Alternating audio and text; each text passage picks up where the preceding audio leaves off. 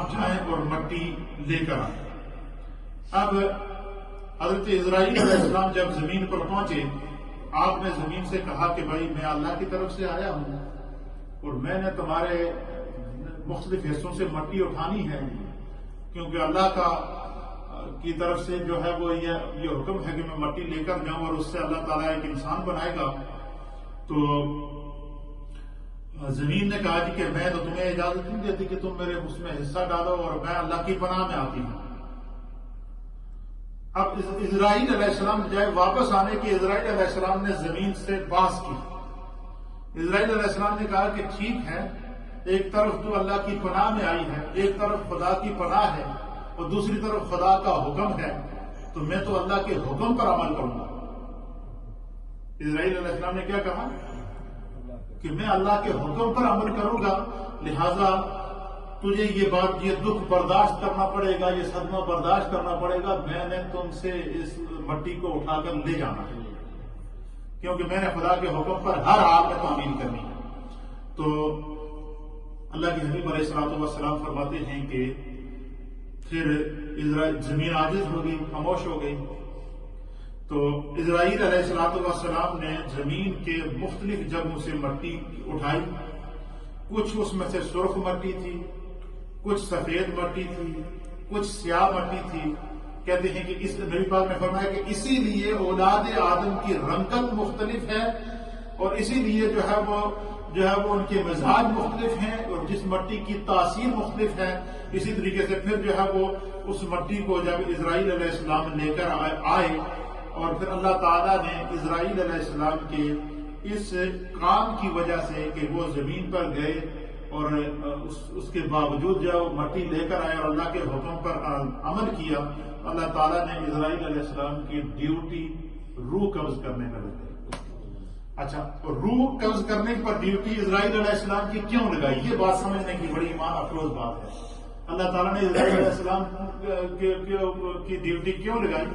اس لیے کہ جب انسان دنیا میں آتا ہے اور انسان کا وجود مٹی کا حصہ ہے، اور جب انسان واپس اس کی روح قبض کرتے ہیں جبریل علیہ السلام، تو اسرائیل علیہ السلام جب انسان کی روح قبض کرتے ہیں، تو روح قبض کرنے کے بعد پھر کیا ہوتا ہے؟ انسان کو کیا کیا جاتا ہے؟ واپس مٹی کے حوالے کیا جاتا ہے۔ تو نبی پاک صلی اللہ علیہ وسلم نے فرمایا کہ اسرائیل علیہ السلام واپس مٹی کے پاس آتے ہیں، جتنے لوگ دفن ہوتے ہیں واپس مٹی سے آ کر کہتے ہیں کہ میں نے تم سے وہ تمہارا حصہ اٹھایا تھا، تو اس میں سے یہ واپس کر دیا۔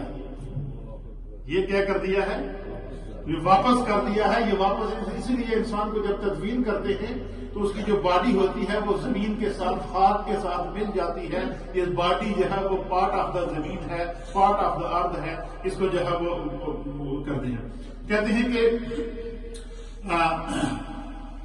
پھر مفسرین اکرام نے بڑی مزیدار بات لکھی ہے ایمان افروز، اس کو سنیں گے آپ کا ایمان اور تازہ ہوگا۔ اس کو علامہ جلال الدین سیوطی نے بھی نقل فرمایا ہے، اور جلالین کے حاشیے کے اوپر علامہ صحابی نے بھی اس کو نقل فرمایا ہے۔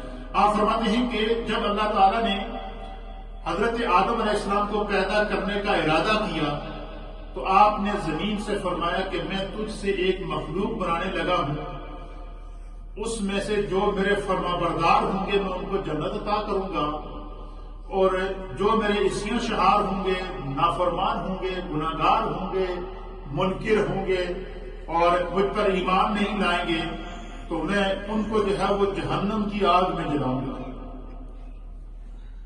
آپ فرماتے ہیں کہ مفسرین کہتے ہیں کہ جب اللہ تعالیٰ نے زمین سے یہ کہا کہ میں تمہارے حصے سے انسان بنانا چاہتا ہوں اور اس انسان کو جنت میں بھی داخل کروں گا اور جہنم میں بھی داخل کروں گا، فرمایا کہ جب اللہ تعالیٰ نے زمین کو یہ کہا کہ تمہارے ہی حصے سے بنا ہوا انسان جب میری نافرمانی کرے گا تو میں اس کو کیا کروں گا؟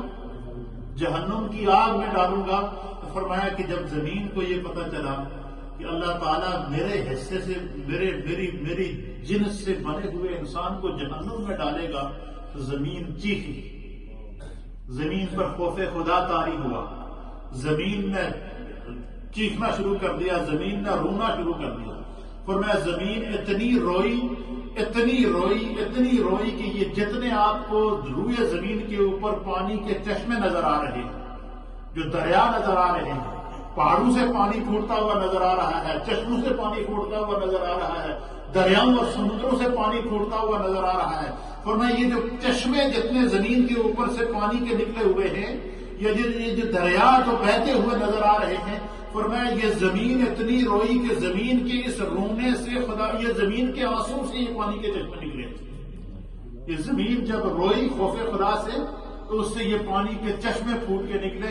یہی وجہ ہے کہ جب انسان کے اوپر کوئی غم طاری ہوتا ہے، کوئی خوف طاری ہوتا ہے، ہمارے جسم میں خون بھی موجود ہے، سب کچھ موجود ہے، لیکن آنکھ سے خون نہیں ٹپکتا، پانی ٹپکتا ہے۔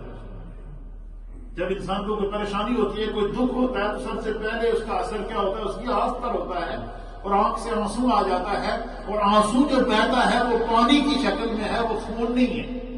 حالانکہ خون انسان کے جسم میں پانی سے زیادہ ہے، لیکن اس کے باوجود جب دکھ پہنچتا ہے، خوف آتا ہے، خشیت آتی ہے، تو انسان جب روتا ہے تو اس کے آنسو سے جو آنکھوں سے جو آنسو نکلتے ہیں، یہ پانی کی صورت میں نکلتے ہیں۔ اسی طریقے سے